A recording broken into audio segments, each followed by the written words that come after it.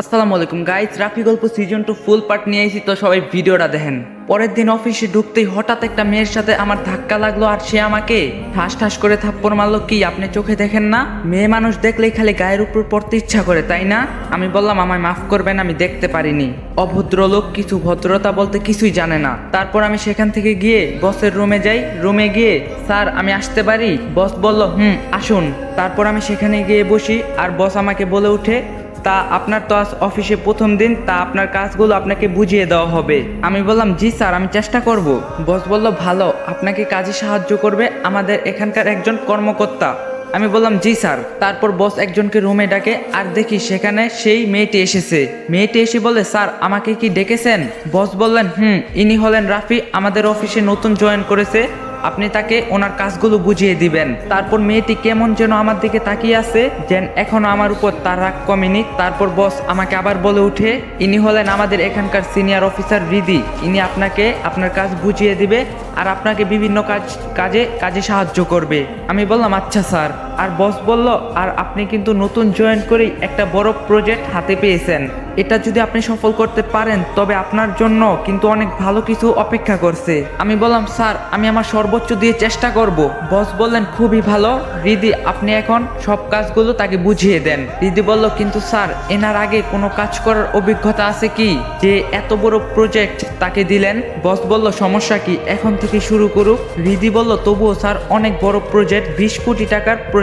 বস বলল না, আমার মনে হয় ইনি পারবেন, আর আপনি তো তার কাজগুলো সাহায্য করবেনই। রিদি বলল আচ্ছা আপনি যা বলবেন। বস বলল তবে আপনারা যান আর কাজ করতে থাকুন। পরে বসের রুম থেকে বের হয়ে রিদি আমাকে বলে উঠে, আমার সাথে আসুন, আমি আপনার কাজগুলো বুঝিয়ে দিই। আমি বললাম চলুন। রিদি বলল, আর হ্যাঁ আমার সাথে কিন্তু বেশি কথা বলবেন না, বুঝলেন? আমি বললাম জি বলবো না ম্যাডাম। রিদি বলল মনে থাকে যেন, আমার সাথে আসুন। তারপর আমি রিদির পিছনে পিছনে যাচ্ছি, তখনই রিদি সিঁড়ি দিয়ে উঠতে পা পিছলে যেই না পড়ে যাবে তখনই আমি তাকে ধরে ফেলি। সে তখন আমার কোলে আর আমি তার কোমরে হাত দিয়ে আসি। তারপর সে আমার দিকে কিছু সময় তাকিয়ে থাকে, আমার থেকে নিজেকে ছাড়িয়ে নিল। মুহূর্তের মধ্যেই যেন তার গাল দুটো লাল লাল টমাটোর মতো হয়ে গেল লজ্জায়। তারপর আমাকে না দেখার ভান করে বলল, দাঁড়িয়ে কি দেখছেন, আমার সাথে আসুন। বলেই সে সেখান থেকে চলে গেল আর আমিও কিছু না বলে তার পিছনে যেতে লাগলাম। আমি সেখানে গেলে সে আমার হাতে অনেকগুলো ফাইল হাতে ধরিয়ে দিয়ে বলল, এই ফাইলগুলোর সব কাজ করুন। তারপর সে আর কিছু না বলে সেখান থেকে চলে গেল। তারপর আমি নিজের মতো করে কাজ করছি, দেখতে দেখতে 3 ঘন্টা চলে গেল। তারপর বস এসে বলল, আপনার কাজ কি কোনো অসুবিধা হচ্ছে? আমি বললাম না স্যার। তারপর আমার কাজগুলো দেখে বস আমাকে বলল, বাহ আপনি তো প্রথম দিন এসেই সব কাজ বুঝে গিয়েছেন। আমি বললাম জি স্যার। বস বলল, তা রিদিকে দেখতে পারছি না, তা সে কোথায়? আমি বললাম স্যার আমি জানি না। তারপর বস সেখান থেকে চলে যায় আর আমি আবার কাজ শুরু করলাম। পরে একজন এসে বলল, আপনি কি এখানে নতুন নাকি? আমি বললাম আমি নতুন, আজই জয়েন করলাম। তা আপনাকে মনে হয় রিদি ম্যাডামের সাথে দেখলাম। আমি বললাম একটা প্রজেক্টের কাজ আমাকে দেওয়া হয়েছে, তার জন্যই আমাকে কাজগুলো বুঝিয়ে দেন। তা ভাই আপনি তো নতুন, রিদি ম্যাডাম কিন্তু অনেক রাগী। আমি বললাম রাগী হলে আর কি করার, তা দুপুরের খাবার খেতে যাবেন না? আমি বললাম এই কাজ করেই যাব। তারপর আমি আবার কাজ করতে শুরু করলাম। তখনই রিদি সেখানে আসলো আর আমাকে বলল, আপনাকে যে ফাইলগুলো দিয়েছিলাম সেইগুলো কাজ করছেন? আমি বললাম করছি। রিদি বলল, তা আপনি এখন কি করবেন, দুপুরের খাবার খেতে যাবেন না? আমি বললাম না, পরে যাব। রিদি বলল, আপনি আমার সাথে আসুন। আমি বললাম কোথায়? রিদি বলল, আমি আসতে বলছি না? আমি বললাম যাচ্ছি, কিন্তু কোথায় যাব? রিদি বলল, এখন আপনি আমার সাথে খেতে যাবেন। আমি বললাম কিন্তু। রিদি বলল, আমি কোনো কথা শুনতে চাই না। তারপর আমি রিদির সাথে গেলাম। সে আমাকে অনেক বড় একটা হোস্টেলে নিয়ে গেল। সেখানে গিয়ে আমাকে বলল, রিদি বলল, বলুন কি খাবেন? আমি বললাম আমার এখন খেতে ইচ্ছা করছে না। রিদি বলল, কেন? আমি বললাম এমনি। রিদি বলল, তা বললে তো হবে না, আমি তাহলে তো খাবার অর্ডার দিয়েছি। তারপর রিদি খাবার অর্ডার দিয়ে বলল, তা আপনার বাড়ি কোথায়? আমি বললাম জি আমার বাসা রংপুর। রিদি বলল, ও তা আপনি এখানে একা থাকেন? আমি বললাম তখনই ঠিক সেখানে দেখতে পাই যে আমাদের দিকে একটা মেয়ে আসছে আর সে বলে উঠে, আরে রিদি তুই এখানে? তারপর রিদি তাকিয়ে বলে উঠে, লিজা তুই এখানে? লিজা বলল, এই তো 1 মাস আগে এসেছি, তা তুই কেমন আছিস? রিদি বলল, আমি অনেক ভালো আছি, আর তুই কেমন আছিস? লিজা বলল, আমি অনেক ভালো আছি। রিদি বলল, শফিক আঙ্কেল কেমন আছে? লিজা বলল, হ্যাঁ বাবা মা দুজনে অনেক ভালো আছে। সবার মনে আছে তো এই গল্পের প্রথম সিজনের শফিক চাচার কথা? শফিক চাচার কথা শুনে আমার আর বুঝতে বাকি রইল না যে এটা তার মেয়ে লিজা। আর আমি এটাও জানতাম না যে রিদি আর লিজা দুজনেই ভালো বান্ধবী। তখন লিজা আবার বলে ওঠে, তা তোর সাথে উনি কে? রিদি বলল, উনি হলেন রাফি, আমাদের অফিসে কাজ করবেন। লিজা বলল, ও তা এনাকে চেনা চেনা লাগছে, কোথায় যেন দেখছি। রিদি বলল, ও হতেও পারে, কারণ এনার বাড়ি তোর বাড়ির সাথেই রংপুর। রিজা বলল, ও মা তাই নাকি? রিদি বলল, তা এখানে কেন? রিদি বলল, কেন শাশুড়ির বাড়িতে ঘুরতে আসলাম। রিদি বলল, শাশুড়ির বাড়ি বানি কবে বিয়ে করলি? লিজা বলল, বিয়ে করা তো 1 বছর হয়ে গেল। রিদি বলল, তা বিয়ে করলে আমাকে দাওয়াত দিলি না? লিজা বলল, কি করে দিব বল, তোর নাম্বারটা তো বন্ধ। রিদি বলল, তা ঠিক আছে, এখন নতুন নাম্বার নিছি, তা জামাই কোথায়? লিজা বলল, আর বলিস না, আমার আইসক্রিম খেতে ইচ্ছা করছিল, তাই ও আবার তা কিনতে গেল, আর আমি তোকে এখানে দেখে আসলাম। রিদি বলল, তাই নাকি? তা তোর জামাই যদি তোকে হারিয়ে ফেলে? লিজা বলল, না হারাবে না, আবার খুঁজে ফেলবে, ওর থেকে আর রেহাই নাই। রিদি বলে, তাই বুঝি? তা তোর জামাই এখন কি করে? লিজা বলল, ও আমেরিকায় চাকরি করে একটা কোম্পানিতে। রিদি বলল, তা তুই কি ওর সাথে থাকিস নাকি আমেরিকায়? লিজা বলল, ও আমার ছাড়া থাকতে পারে না। রিদি বলল, তাহলে তো দেখছি জামাইয়ের সাথে ভালোই বিদেশ ঘুরছিস। লিজা বলল, তাই তুই বিয়ে করিসনি এখনো? রিদি বলল, না রে, তবে বাড়ি থেকে অনেক চাপ দিচ্ছে বিয়ে করার জন্য। লিজা বলল, কেন, তুই না কলেজে থাকতে একটা ছেলেকে ভালোবাসতি? রিদি বলল, আরে ওর কথা বলিস না, ও হচ্ছে একটা চিটার, অন্য মেয়েকে বিয়ে করছে। লিজা বলল, আমি জানতাম এই ছেলেটা বেশি ভালো না। রিদি বলল, তা তোর জামাই দেখি তোকে অনেক ভালোবাসে? লিজা বলল, অনেক ভালোবাসে, বাবার বন্ধুর ছেলে। আমি তাদের কথা নীরবে শুধু শুনে যাচ্ছি, তখন আমি রিদিকে বলে উঠলাম।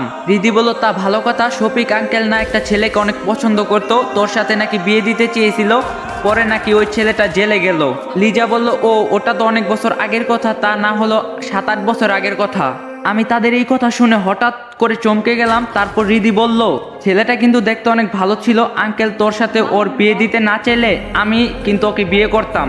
লিজা বলল, তুইও না যে কি বলিস, ও তো পরে জেলে গেল, আর বাবা বলছে তার সাথে আমার বিয়ে দিবে না, আর ও তো তার মামাতো বোনকে দর্শন করার চেষ্টার জন্যই জেলে গিয়েছে।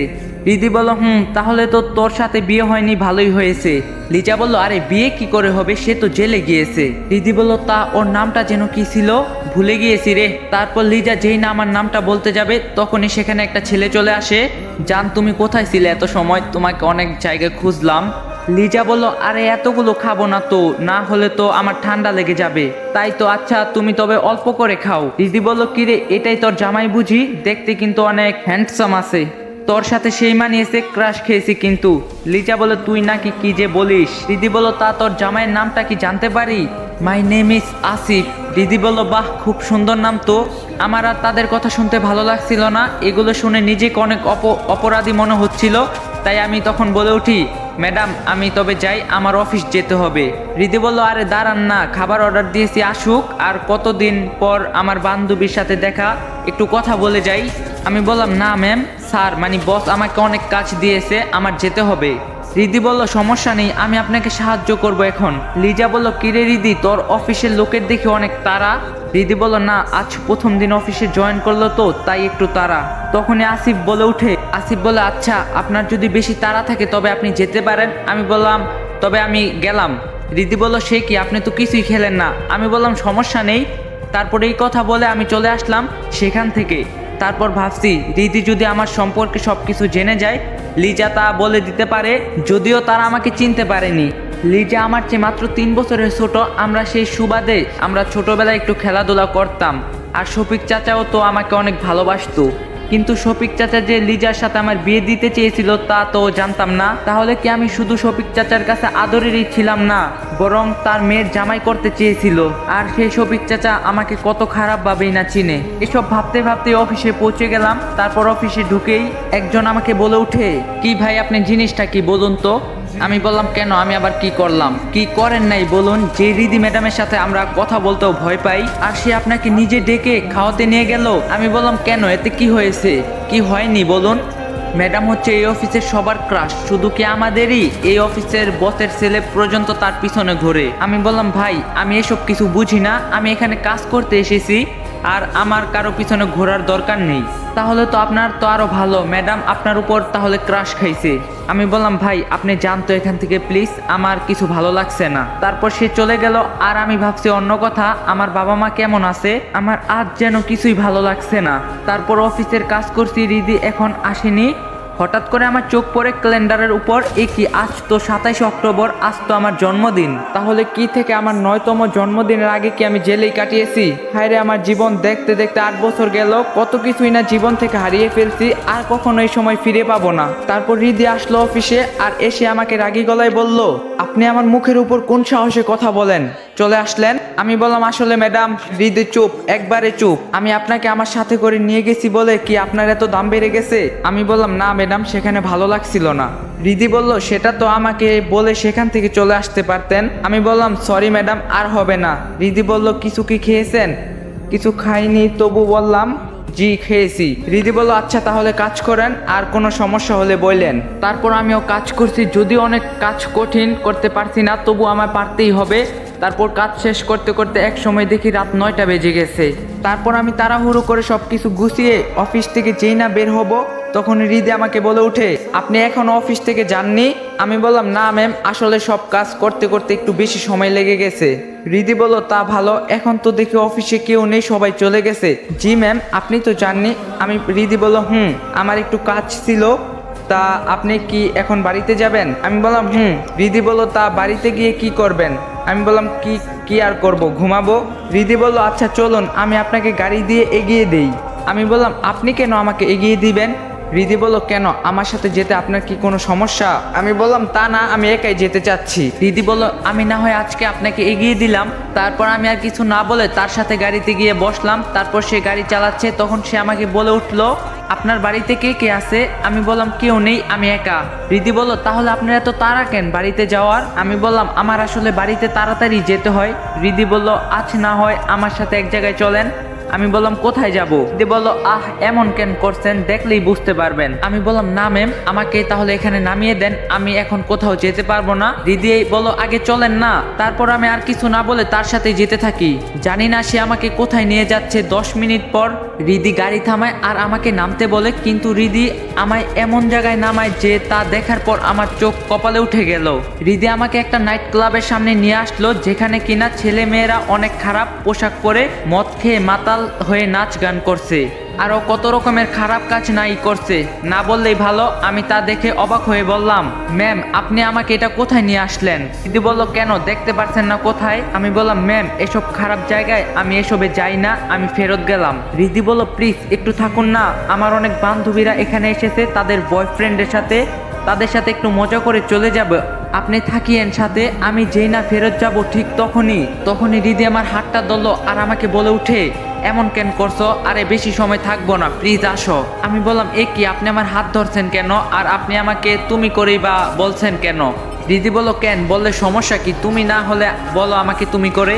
আমি বললাম, ম্যাডাম, আপনি কি পাগল হয়ে গেলেন নাকি? এসব কি বলছেন? রিদি বলল, আমি পাগল হইনি, তুমি এখন আমার সাথে ভিতরে আসো। তখনই একটা মেয়ে সেখানে চলে আসে আর বলে, কিরে রিদি, তুই এতদিন পর এখানে তো আর আসিসই না।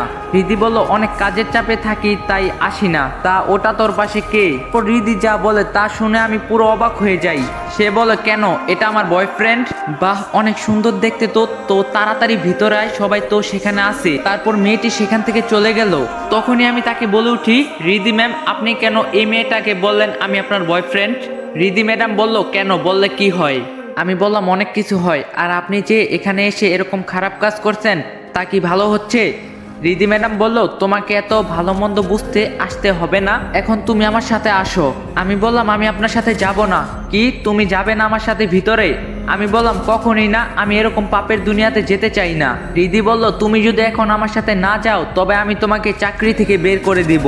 কথা শুনে আমি সাথে সাথে থমকে গেলাম আর বললাম, প্লিজ এমনটা করবেন না, আমার চাকরিটা খুবই দরকার। রিদি বলল, তবে আমার সাথে ভিতরে চলো। আমি বললাম, যেতে পারি, তবে একটা শর্তে। রিদি বলল, কি শর্ত তোমার? আমি বললাম, আমি আপনার সাথে ভিতরে গেলে আমি এক পাশে দাঁড়িয়ে থাকবো আর আপনি আমাকে সবার সামনে কিছু বলবেন না। রিদি বলল, আচ্ছা বুঝলাম, চলো তো আগে। তারপর রিদি আর রাফি নাইট ক্লাবের ভিতরে গেল। সেখানে সবাই অশ্লীল পোশাক পরে মদ খাচ্ছে, আরো ছেলে মেয়েরা যে কি করছে এসব দেখে রাফি যেন মুহূর্তের মধ্যেই আরো চিন্তায় পড়ে গেল। আসলে এই গল্পটা এই পর্যায়ে তুলে ধরতে অনেক আসলে আপনারা কেউ খারাপ চোখে দেখবেন না, এটা শুধুমাত্র গল্প, তাই কিছু মনে করবেন না। যাক, গল্প শুরু করা যাক। তারপর রিদি ও তার বান্ধবীদের ভিডিওটা সবাই লাইক, কমেন্ট, শেয়ার, চ্যানেলে নতুন হয়ে থাকলে চ্যানেলটা সাবস্ক্রাইব করে দেওয়া যাবেন।